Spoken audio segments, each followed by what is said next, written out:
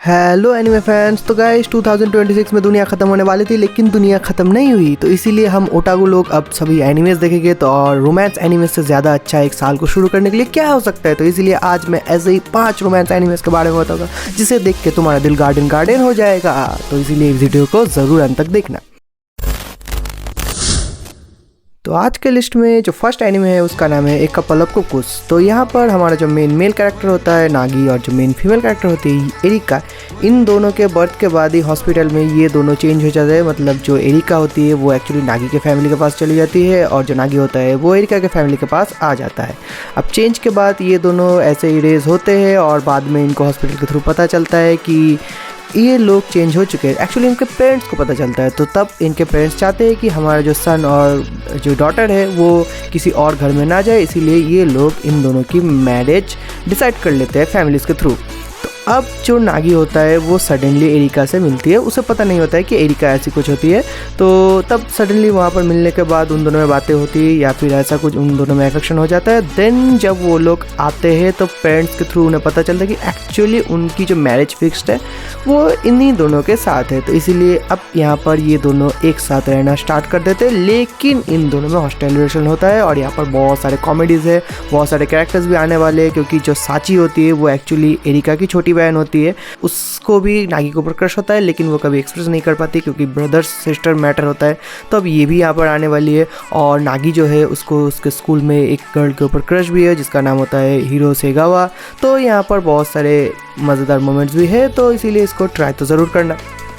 Next जो list में anime है उसका नाम है Hokkaido girls are so adorable. तो यहाँ पर हमारा जो मेन कैरेक्टर होता है सुकासा, वो शिफ्ट होकर आता है होकाइडो में और वहाँ पर आने के बाद ही उसको एक बहुत ही क्यूट गैल मिलती है रास्ते में, जो कि एक्चुअली उसको हेल्प करती है कि उसको फाइंड करने में रास्ते को या फिर बस को। तो यहाँ पर इन दोनों में बातें स्टार्ट होती है एंड देन फाइनली दिखाया जाता है कि ये दोनों एक्चुअली सेम स्कूल में ही आते हैं। मतलब जो सुकासा होता है उसका ट्रांसफर स्कूल वही है जहाँ पर हमारी जो गैल है वो पढ़ती है। तो इन दोनों में धीरे धीरे फ्रेंडशिप यहाँ पर हो जाता है और उसके बाद सुबासा जो होता है वो बहुत ज़्यादा अंडरस्टैंडिंग होता है। तो इसीलिए यहाँ पर जो लवी डवी मैटर है वो धीरे धीरे स्टार्ट हो जाएगा। तो इसको भी तुम लोग ज़रूर एंजॉय करोगे। देन जो एनीमे तुम लोग कंसिडर कर सकते हो उसका नाम है टोनिकावा over the moon for you. तो यहाँ पर हमारा जो मेन कैरेक्टर होता है उसका नाम है नासा। वो एक्चुअली बचपन से ही पढ़ाई में बहुत ज़्यादा अच्छा है और वो यूनिवर्सिटी में एडमिशन के लिए जो पेपर्स होता है वो जब सबमिट करने जाता ही है वहाँ पर उसकी सडनली एक्सीडेंट हो जाता है। लेकिन उसको प्रोटेक्ट करता है हमारी जो मेन फीमेल कैरेक्टर होने वाली है वो है सुकासा और ये एक मिस्टीरियस वुमन है। अब इसके मिस्ट्री के बारे में मैं यहाँ पर ज़्यादा बात नहीं करूँगा, उसे तुम्हें एनीमे को देख के ही पता चलेगा।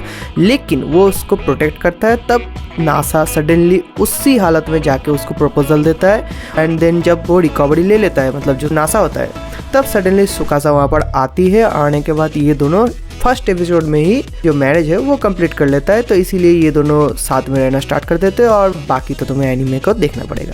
देन जो एनीमे लिस्ट में है इसका नाम है डेंजर इन माई हार्ट। अब इसको तुम स्लाइस ऑफ लाइफ एनीमे में कैटेगरी में भी रख सकते हो या फिर तुम एक डिप्रेस्ड बंदे की स्टोरी ऐसे भी तुम इसको समझ सकते हो।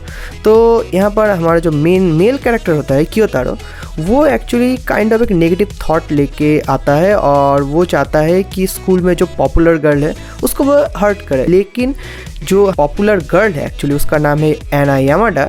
तो वो एक्चुअली यहाँ पर दिखाया जाता है कि वो सुपीरियर है, बट कियोतारो को सडनली पता चलता है कि वो एक्चुअली सुपीरियर नहीं, वो भी नॉर्मल जो लोग होते हैं वैसा ही है। और उसके जो नॉर्मल बिहेवियर है उसको देख के जो कियोतारो होता है वो सडनली उसको लाइक करना स्टार्ट कर देता है एंड देन यहाँ पर जो हर्ट करने की फीलिंग्स थी वो यहाँ से हट जाती है और इन दोनों में म्यूचुअल फ्रेंडशिप धीरे धीरे डेवलप होना स्टार्ट हो जाता है।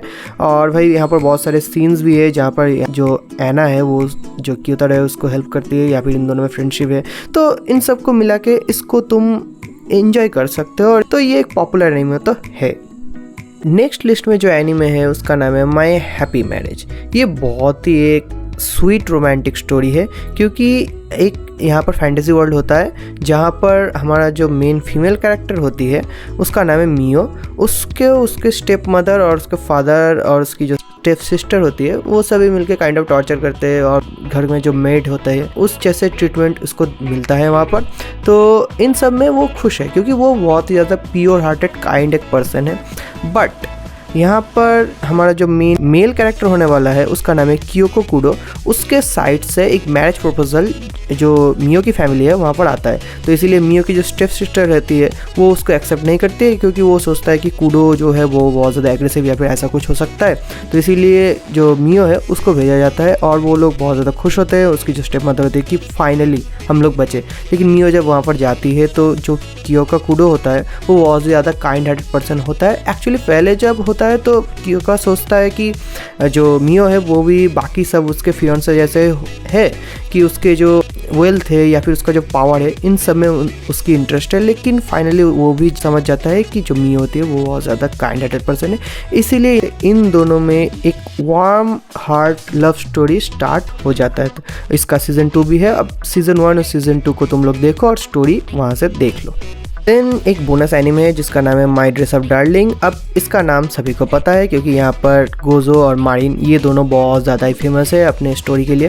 तो जिनको भी नहीं पता है उसके लिए मैं थोड़ा सा बता देता हूँ कि हमारी जो मारिन होती है वो एक कॉस्प्लेयर बनना चाहती है, वो एक पार्ट टाइम मॉडल भी है और वो स्कूल में भी पढ़ती है और वो एक गैल है।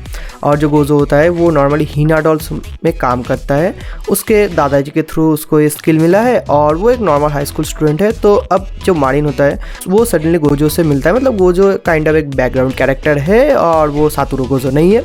तो इसलिए मारिन सडनली उसको रिकॉग्नाइज करती है और उन दोनों में इस कॉस्प्ले को लेके फ्रेंडशिप धीरे धीरे स्टार्ट हो जाता है। देन मारिन जो होती है वो वेरियस टाइप्स ऑफ कॉस्प्लेइंग गोजो के साथ करती है, परफॉर्मेंस में भी जाती है और उन सब में मारिन जो होती है उसको गोजो के ऊपर धीरे धीरे क्रश हो जाता है और भाई धीरे धीरे रोमांस इनमें डेवलप हो जाता है। तो इसीलिए इन सभी एनिमेस को देखना और वीडियो को एक लाइक ज़रूर कर देना।